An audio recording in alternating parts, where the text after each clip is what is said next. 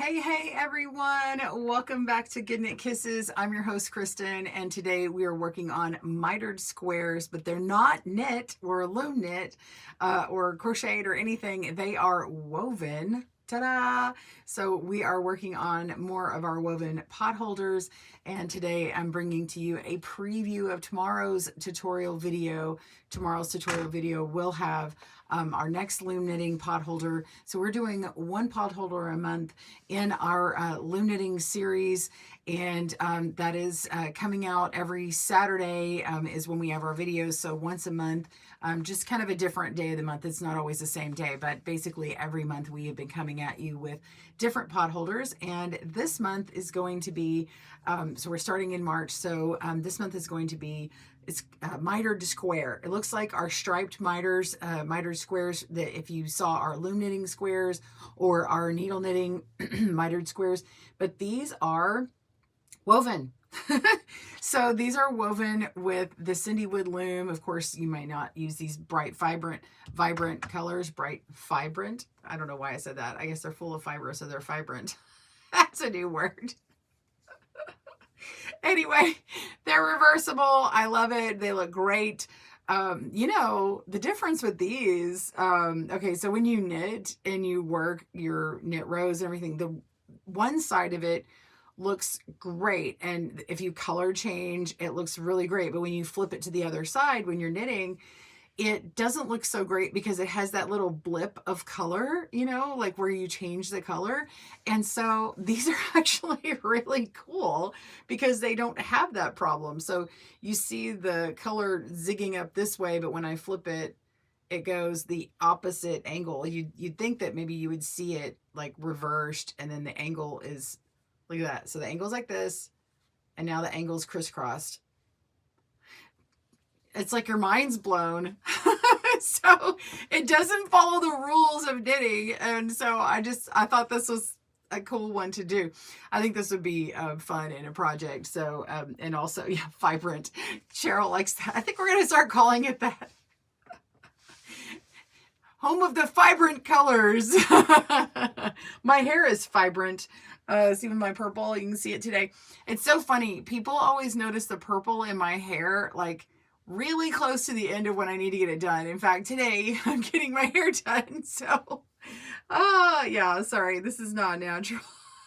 Purple did not come naturally in my family for my vibrant hair. I was actually going to tell her today that I think I want to take the purple out because I've had it for, I don't know, 5 or 6 years now. I'm really bad at remembering, and I was thinking about just phasing it out or just going with all of my red. Y'all give me your feedback while I'm waiting on y'all to jump in. I'm going to talk to you more about it. But anyway, I'm talking about my hair right now since it is alive. I can get your quick feedback because I'm going to go get my hair did. So anyway, yeah, I was thinking about taking these pieces that are purple and just running it with the same vibrant color of red. So, but jump on. Happy Friday. Welcome Cheryl and Carol and Mary Lou.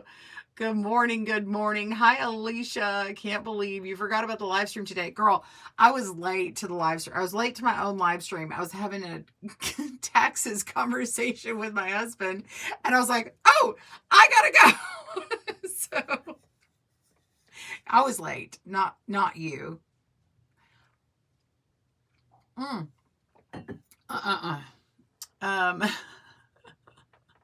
Good morning. Hey, Moon Rose. I see you jumping on. Get your favorite green. I am not coloring my hair green. I had one of those nightmares happen.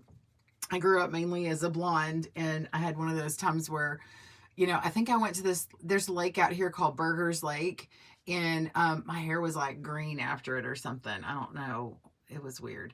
So, yeah. Vibrant. I love it. I love that y'all love it. I'm such a goof. Measuring the gauge on your envelope hat and forgot to see if the broadcast started. I know Joanne and I are working on envelope hats. Has anyone started working on their envelope hats? Let's take a quick segue. So last week we talked about you can close the top of your envelope hat, and I put a video out there for that, and you can do it on any of your looms. And here is my next envelope hat happening. This is a 56 peg loom. It's going to be more of a baby size, I think. Yeah. So that's what we have going on right now. Yay. And we're actually preparing the next pattern for envelope hats and talk about different sizes and stuff. And then I'm going to make a video of if you want to work with an even or an odd peg loom. So I already have casting on with a Kitchener stitch with an even peg loom, but now I can show you how to do an odd peg loom. So we'll do that. So yeah, so yeah, it was loom knit is what we did, not needles. Let's see. Good morning, let's see, Shakita, welcome. Marlene, good morning. You missed the whole my word of the day, everyone. If you were here first thing, what's the word of the day? It was not intentional. Oh my gosh. Cheryl said I had to make 6 pairs of fiberless gloves. I am on a roll. Fingerless gloves. Did you catch what I did there? Kristen needs to go back to bed, apparently. Yay, I'm glad you have completed your 6 pairs of fingerless gloves. That's fantastic. Fiber on the mind, Kristen. Maybe I need some more fiber in my diet. I'm not going to eat my yarn though.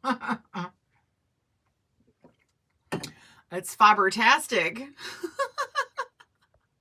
This video cast is fiber rich. Oh my gosh. Okay. Back to today. So we're talking about weaving on the potholder loom, and you actually set it up, the warp, on like a stripe, and then you weave it on a stripe, and you get this brilliant corners design. I would have named it. I like to use the names of the actual thing. I don't want to. I used to think it was fun and clever to come up with the new thing. New name, but it's not fun and clever when there's something already out there named that. I don't like to confuse people. So if I can help it, I might confuse you unintentionally, but I'm not necessarily a prankster, maybe with being goofy with my words and dad jokes. Anyway, this one's called Corners, but I like to call it a mock miter because if you've knit before, you know that you actually cast on the whole, like 2 sides of it. Okay, so you cast on the tallied 2 lengths of each side, and then what happens is when you get to the middle, you start decreasing in the middle, and you work, you get to the middle, you decrease, you work to get to the middle, you decrease, you work, and then you keep changing your color and you get this stripe look. And then on the right side, it looks great. But when you flip it over, on knitting, the, it looks like, oh, that's so funny. Okay, the line is right. I did this thing earlier and I freaked myself out, but the line is right. Okay, so like the line is here, the line is here. I did a funny thing earlier. I was like, oh, look, the line doesn't line up. You'd expect it to be like this, but it doesn't. That was really stupid. I can't believe. Apparently, I need more coffee. This is not coffee. This is just water. Sorry, I am rambling. And my squirrel, where are my squirrel people that are following me? Anyway. When you cast on with all these, it keeps decreasing until you have like basically a few stitches at the end. But the right side always has this pretty coloring, and when you flip it to the back, the coloring has like a blip through the back of where you had added your knit on the right side with the new color. On the wrong side, it has this little blip of color back through. It looks like a pearl, like a blip through. So anyway, when you weave it, it doesn't have that issue. So see, the color's not blipping through. Now you can see it kind of like change a little bit, a wobble, where you see little color loops change. But anyway, you get this really cool effect all around border. On some of the knitting or some of the weaving corners, I cannot talk. On some of the, here's one from a couple weeks ago. Some of them you'll get like a solid color here and a solid color here, and you can tell like one's the warp and one's the weave. Well, the warp and weave are evenly distributed, so you get this really cool edge. What's nice about this one is you could sew several together and you can get a big, if you know what a concentric circle is, where you just see circle, circle, circle, circle all inside itself, this could be like a concentric square and you get this square effect coming out. Or you could quarter turn them and, you know, where you have it here, you have it here, you have it here, you have it here, you know, you can keep turning it and it has this cool funky effect. So, yeah, or you get this little starburst effect. You can turn it all like where this side's like this is like this is like this, and it has this like starburst. So anyway, you could do like a really fun design there. Welcome, Linda. Let's see. We've got, how are you? I am fine. How thick are they? They're just your normal regular thickness. What's nice about this design is it maximizes your sizing. It doesn't shrink it in. So the one that we did in February, you can tell there's a size difference. Let me put it on top. So when I put this on top, you can see that the February size was 5 inches and this one is 5.5, right? So this is using the 3/8 gauge. Now, if you use the one that's the, I think it's 1/2 inch, this is a 7-inch, I'm sorry, not 1/2 inch. Yeah, this is a 7-inch loom, but if you use the, I think it's 10-inch, but it's still 18 pegs, and it's a larger gauge spacing between the pegs. It's 3/8 is what this is, but if it's wider, okay, 1/2 inch, I think that this ends up being closer to like 7. It's like a larger size. So anyway, if you're using the 7-inch loom, 18 peg, 3/8, you get a 5.5 inch on this one. So you can tell on the reason why I'm talking about this size and not the thickness, you can see when I condense it to 5, when you condense the stitches and you have it go 2/2 at a time instead of 1/1, look how thick it is, right? So if your goal is for a thicker potholder, then it's going to shrink in size. It's basically all those loops are exactly the same length, but if you're looping them 2/2 at a time or 3/3 at a time, where you go over 3 and under 3 or over 2 and under 2, it's going to shrink up the area, right? So anyway, that's the difference between those two. So if you're going to be making a project with several of them sewn together, you're going to want to keep with the same size potholders. Well, if you don't want an irregular looking bag, you'll want to do same size. Or like say you're going to do stripes, you could do some irregular next to the regular. It's just that they're going to also be thicker in that section, so it's going to have a different look. Here's the thought. Let's say you want to make a bag. This is just a nice discussion thing, okay? So what if you want to make a bag with this and you want it a heavier bottom bag, you want a thicker bag? You could put 2 of these together, or you could just use the thicker 5-inch ones, right? So you could put these 5-inch ones down at the bottom. You're guaranteed a 5-inch bottom, right? Or if you want a 10-inch bottom, you could do 2 of them down at the bottom, and they are thicker. So it's a more padded bottom. And then on the sides of your project, you would use the 5.5, or the ones where all the designs are going 1/1. So yeah, you can make a little hodgepodge. So which loom? Cheryl says this loom right here. This is the CinDwood loom. Theirs has a little stamp on it. And then this is the, it may be reversed on your screen, but this is the 3/8 loom, and it has it says 72 pegs, but that's because it's 18 pegs on each side. If you go to CinDwood Looms, type in GoodKnitKisses, you can get $5 off of the loom. And if you use our affiliate link, anytime you make a purchase using the affiliate link, it'll let them know that GoodKnitKisses sent them, and it is an affiliate link, so we do get something back for it. It's kind of like a thank you, but it doesn't cost you anything else. So we do have that link for you, but also you can use the code, and I believe it lets them know that too. So be sure and use that code. What else? That is it. That is it. Let us know if you're interested in more potholder, actually making projects with the potholders besides just the potholders. Like if you're like, Kristen, I really want to make a bag, because I think I'd really like to do that. I think in the fall would be fun. We've been putting together one a month, and it would be fun to use those. Obviously, some of them are going to be different sizes, and so that would have to be in consideration.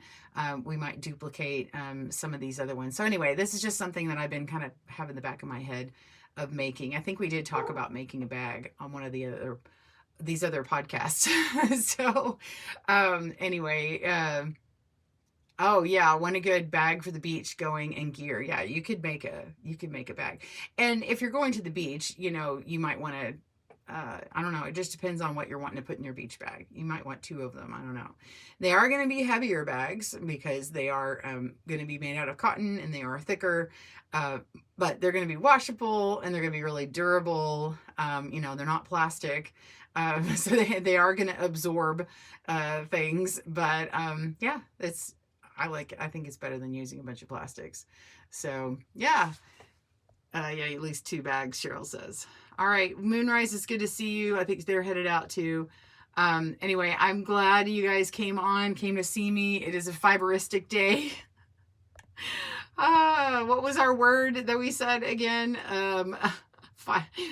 Vibrant was the word. Vibrant colors, and it was vibrant that I said. So anyway, I hope you all have a great day. Happy knitting and crochet and weaving. Don't forget, this comes out tomorrow. If you are a level 2 or higher member, you have already gotten the PDF in your email inbox. And if you're a member, you level 1 or higher, you already can see the video for this for tomorrow. So anyway, I hope you enjoy. Happy weaving, everyone. Bye-bye. Boop.